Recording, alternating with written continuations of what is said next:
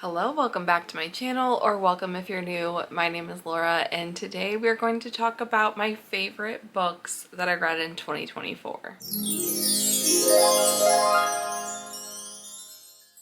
I had a fantastic reading year overall, and I had a lot more than 10 books that I had given 5 stars throughout the year, so it was really hard trying to narrow this list down, and it was even harder trying to think about trying to put those in any kind of like ranking order, except I do have one that I do consider like my top favorite of the year. So I will save that one for last. It's one that I just really can't get out of my head and I think about all the time. So we'll save that one for last. First, I want to get into a few of my reading stats, starting with my Goodreads 2024 My Year in Books. This year I read 81 books. What did I read last year? Let's go back. 42. I almost doubled the amount that I read in 2023, you guys. I think having a booktube channel for the first time in 2024 definitely inspired me to read a lot more. I wanted to join the hype, and I had like FOMO for sure with certain books that I chose to pick up this year. I participated in a ton of book club discussions and readathons from other booktubers. It's just been a fantastic reading year overall. So 81 books total, over 25,000 pages read. The shortest book was actually like a short story, so I guess take some of that 81 with a grain of salt because a couple of these were short stories, but the majority of them were just like regular books. So the shortest one was the Ankle Snatcher short story by Grady Hendrix that I read. Really enjoyed that one. It was only 29 pages, and the longest book that I read was Babel by R.F. Kuang, which was 544 pages. Now technically I started reading Stephen King's 11/22/63 this year, but I haven't finished it yet. So that book is going to carry over with me and technically be a 2025 read. The average book length was over 300 pages. So like I said, I read a couple short stories, but the majority of them were like between 300 and 400 pages. So that feels right. My average rating though for this year was 4.1 stars, which is pretty good. Last year, I believe my average rating was over 4 stars as well. I've said this before, but the main reason that my average rating is so high is because I really believe in DNFing books. I did not keep track of that stat this year, but I can tell you that I DNF'd quite a few.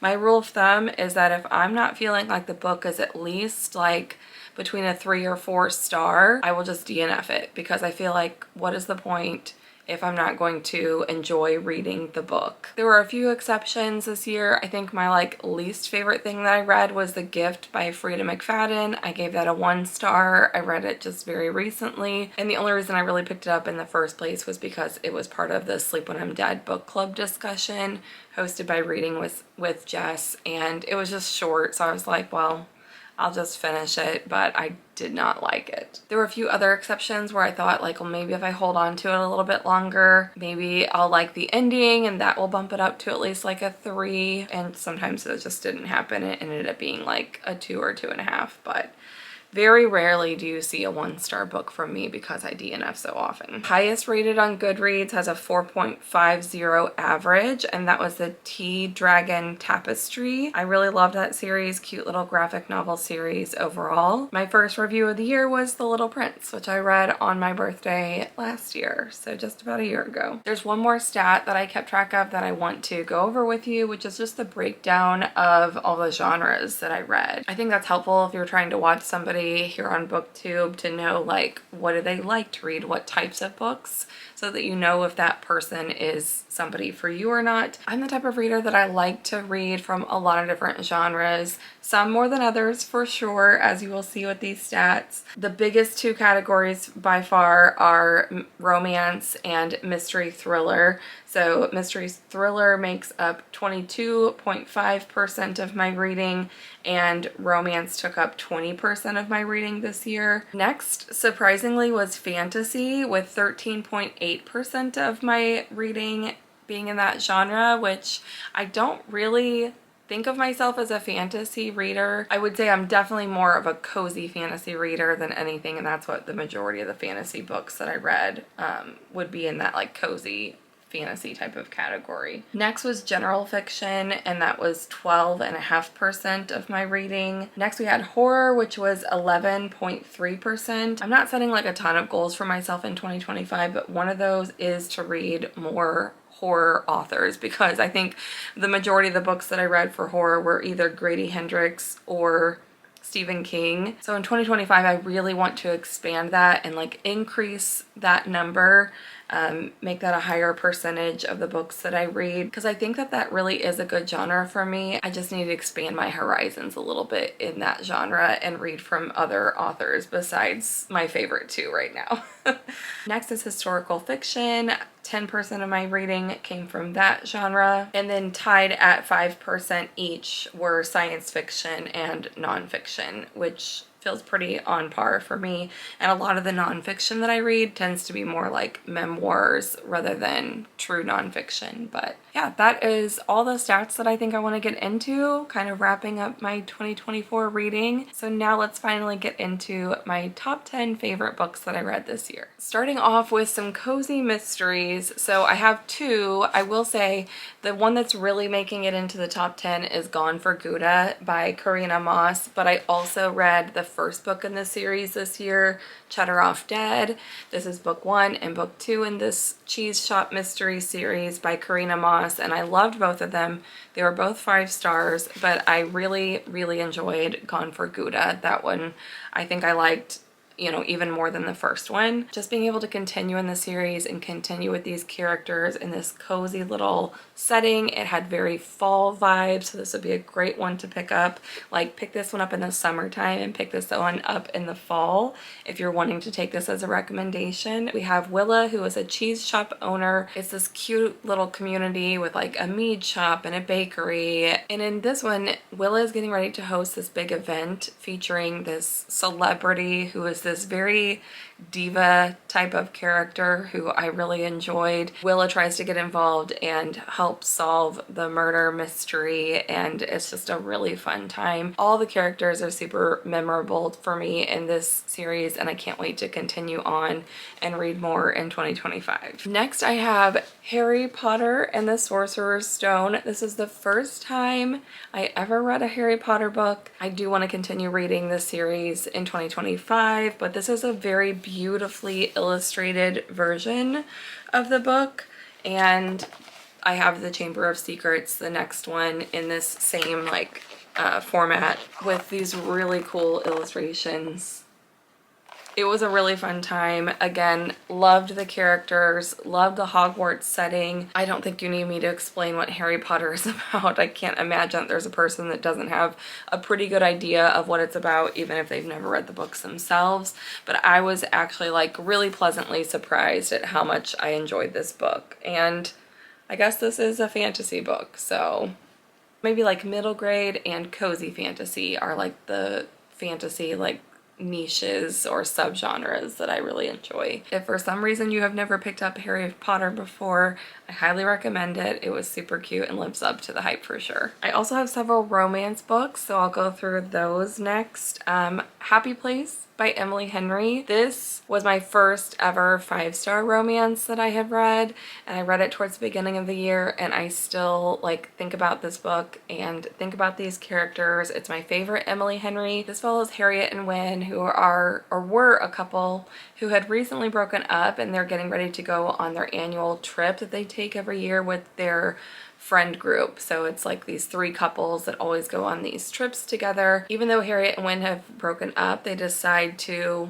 kind of keep that from their friends and just go on the trip and do like a fake dating as if they were still together and still a couple. And I loved this book for a couple different reasons. I loved the way that Emily Henry tied all of this together. So it's like we get to see at the beginning that they're broken up and we know something has happened, but we don't necessarily know what. And because they're broken up, we don't really know what they're like as a couple. But Emily Henry does a great job of weaving in the backstory for Harriet and Wynne. So we get to see when they were in love and what they were like as a couple, all the way up to the point where they do break up. And the way she ties in that timeline with the present day timeline while they're on the couple's trip was just brilliant. It was beautifully done. because at the same moment that we learn the backstory of why they broke up in the first place, that is the same moment where in present day they're having that like inevitable big blow up moment where they address finally the reason why they broke up. And so it just came together perfectly for me, and I absolutely adored it. I also really liked the topic of friendship and how that was handled in this book, because I can really relate to that as a 40-year-old woman.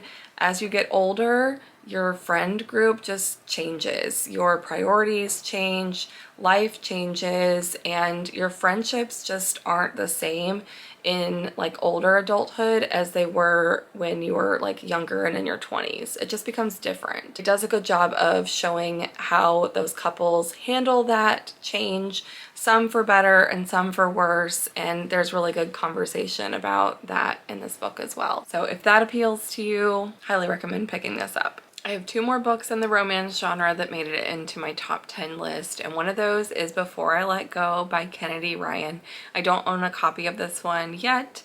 I may end up purchasing it though, because I do think that this is a book that I would love to reread at some point, and I definitely want to continue on in the Skyland series. This is the first book in that series, and it follows Yasmin and Josiah. They are a divorced couple. They have 2 kids that they are co-parenting together. They're also running their restaurant business together, and they're doing that pretty well. So that was nice to see, but they have been through some really, really tough things. They've been through grief in a couple of different ways that are just like heartbreaking and devastating, and you feel so bad for these characters and the things that they have gone through. And it is so clear as you're reading this book that they are meant to be together, and that even though they have been through it, that you just are rooting for them to find a way to make it and figure it out and get back together. I love the representation of like mental health and therapy, especially with men, and not just men, but Black men benefiting from therapy. Just the maturity, the growth that we see in these characters and in this couple. There's nothing I didn't like about this book. It was just a beautiful, perfect second chance type of romance. It was definitely really heavy, so it's not like they were light and fluffy. It was a little bit spicy too. I'm not the type of person that like has to have spice in a book, but when I tell you that Kennedy Ryan does it very well, she does it in a way that I don't mind reading about it. And the reason is because you can tell that these 2 are truly meant to be together. It's not like lustful, it's that like deep passion, deep love for each other that we get to experience, and just it's fantastic. Loved it. And along those same lines is my 3rd romance that made it to my top 10 list, which is Something Wild and Wonderful by Anita Kelly. This follows Ben and Alexei, who are both hiking the Pacific Crest Trail. So they're doing like the through hiking, backpacking type of thing where they are trying to hike this trail. Alexei is doing it alone. He has been through some things in his personal life. He's really struggling with like his Christianity and his spirituality because he came from a very strict religious family, and he's a gay man and has been basically exiled and outcast from his family. So his goal is to hike the PCT solo and use it as like a turning point or a transitioning point in his life. And then we have Ben, who is just this like super sweet, like really fun, kind of goofy guy. He's the kind of guy that tends to fall like head over heels and doesn't really think before he acts type of person, but you can tell that he just has like such a good heart. His only red flag is that he like gives too much too soon to people. And Ben and Alexei meet. It's kind of like a meet cute type of situation at the beginning, and I just loved the whole thing. I really love books with like that outdoorsy type of setting. I personally enjoy hiking and went backpacking for the first time in 2024, and just the romance between Alexei and Ben was really sweet. There is like a little bit of a spicy scene or 2 in this book as well, but again, it's done very well because Anita Kelly doesn't just throw it in there in like a lustful type of situation. We can see and feel the sense of these characters falling deeply in love with each other and like taking their relationship to the next level through those like spicier scenes. So again, while spiciness isn't something that I like seek out in a book, if it's done in the way that it's done in Something Wild and Wonderful and Before I Let Go, I'm here for it. Again, this is just the type of couple that we're rooting for both of these characters, both individually, but we also do want to see them end up together. And I was just here for the journey. It was a fun time. I only had one book in the thriller genre that made it to the top 10 this year, and that was None of This Is True by Lisa Jewell. I ate this book up. Man, it was like such a page turner for me. Their characters were fascinating. The whole like setup was so interesting. Josie was just like the weirdest, most intriguing, complex character that I have read from, especially in a mystery or thriller, and I just absolutely enjoyed it. So this book follows Josie and Alex, and they meet at the very beginning of the book and find out that they are birthday twins. Alex is a podcast host, and Josie is kind of this like ordinary woman, or so we think towards the beginning of the book. But it's the way that it was written is just that we find out more and more strange things about Josie and disturbing things about her past as the book goes on. And Alex and Josie basically meet, and Josie convinces Alex to do a podcast series about her life because she's got some kind of messed up things that have gone on. One of those situations where Alex thinks like, oh, this will be great for my series, but then the deeper she gets involved in this, the more red flags come up, and it's a wild time. The ending was wild. This is the type of thriller that I will like judge all other thrillers against. Basically. So I really want to read more from Lisa Jewell in 2025. I love that one. I had two books in the horror genre that made it into my top 10. One of those was Grady Hendrix, the Southern Book Club's Guide to Slaying Vampires. I do own a copy of that, but my mom is actually reading it right now. I read several Grady Hendrix books this year, but I think Southern Book Club's Guide was definitely my favorite out of everything that I read from him. Patricia is our main character, and she is this mother and wife who is in this book club. You can tell that Patricia is just kind of like your average busy housewife. She's got a lot on her plate, and then this stranger comes to town, and there are some very odd, suspicious things going on with him. There are children that go missing in their little community, and the timing just seems really convenient, and Patricia starts looking into it. It's the type of book that gets crazier and weirder and stranger and more gruesome as it goes on. I thought the horror elements were really creepy and unsettling. I really love the overall message of don't underestimate these housewives.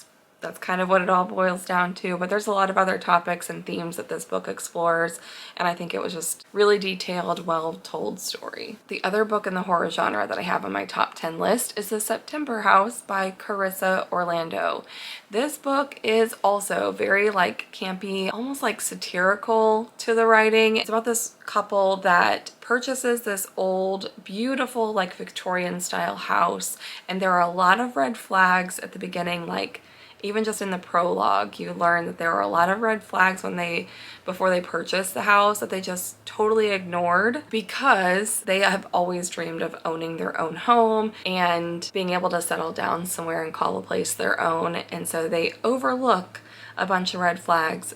And that's pretty much like the main overarching theme of this book is about what are we willing to overlook for the people in our lives, for certain circumstances that we're in. And I just loved this book from start to finish. The house that they moved into is haunted, and things get really, really bad in the month of September. I had such a fun time with it. I couldn't put it down. The last two books in my top 10 list are in the general fiction category. We have Eleanor Oliphant is Completely Fine by Gail Honeyman. Now, this book I just found in a free little library. I fully picked this up thinking like, oh, I've heard of that before. I'll give it a try, and then probably just stick it back in the free little library. I don't want to put this back. So there's that. It's mine now because I could definitely see myself rereading this, and I just absolutely loved this book. Eleanor Oliphant is this character who is a single woman. It's clear that she lives a very like wash, rinse, repeat type of lifestyle where she gets up, goes to work, comes home, does a couple things by herself, maybe watches a TV show or does her crossword puzzle.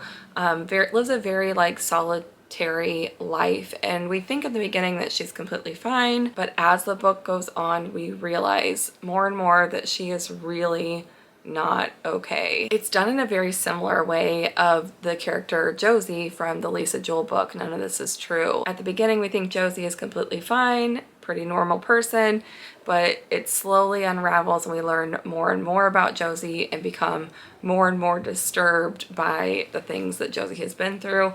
It's the same type of vibes that I got from Eleanor Oliphant is Completely Fine. So I would say like if you like None of This Is True and maybe you're not typically a general fiction type of reader, give this one a try. I think this has a little bit of like suspenseful elements to it at times as well. This also has really good like friendship vibes. So Eleanor Oliphant meets this man named Raymond.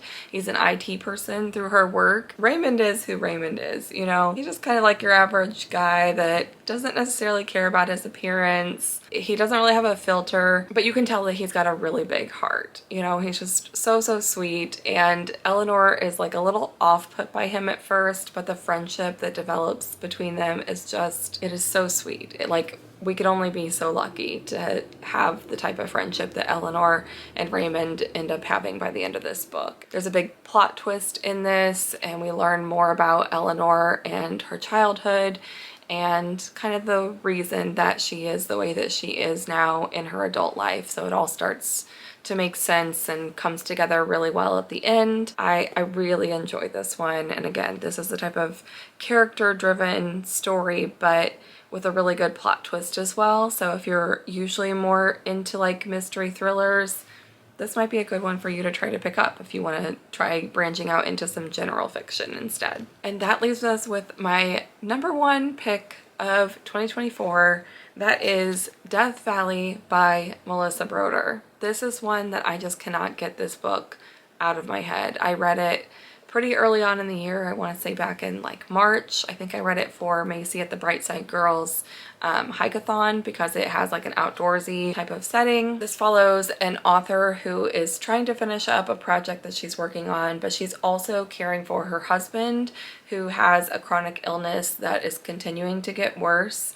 And her father is also in the ICU and she's not sure if he's going to make it. And she's at that breaking point in her life where she just feels like it's a lot, you know, and she's struggling with almost like a pre-grief type of feeling and caregiver fatigue, and she's struggling with how she feels about her husband, you know, like that caregiver fatigue is weighing on her and it's affecting, you know, the love and affection that she feels towards her husband. She's going through it, right? And so she takes a break and goes and checks into this Best Western in the middle of Death Valley or near Death Valley, and she decides to go on a hike at the recommendation of somebody that works at the hotel. And on that hike she comes across this giant cactus that looks like it has a door in it, and so she climbs inside and this whole like fever dreamy type of experience happens.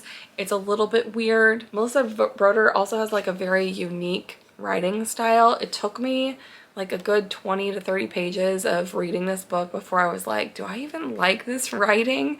But once I kind of like got the vibe and got with the flow of it, I was just fully invested. I just absolutely loved this. This will definitely be a reread for me at some point. That is going to wrap up my top 10 favorites of 2024. I look forward to another year of reading with you all. Thank you guys for being here. It's also like kind of my 1-year anniversary this time of year, and so thank you for being here if you've subscribed, and I can't wait to read along more with you in 2025. Be sure to leave me what your favorite book of 2024 was down in the comments below, and thank you so much for watching. I'll see you again next time. Bye bye.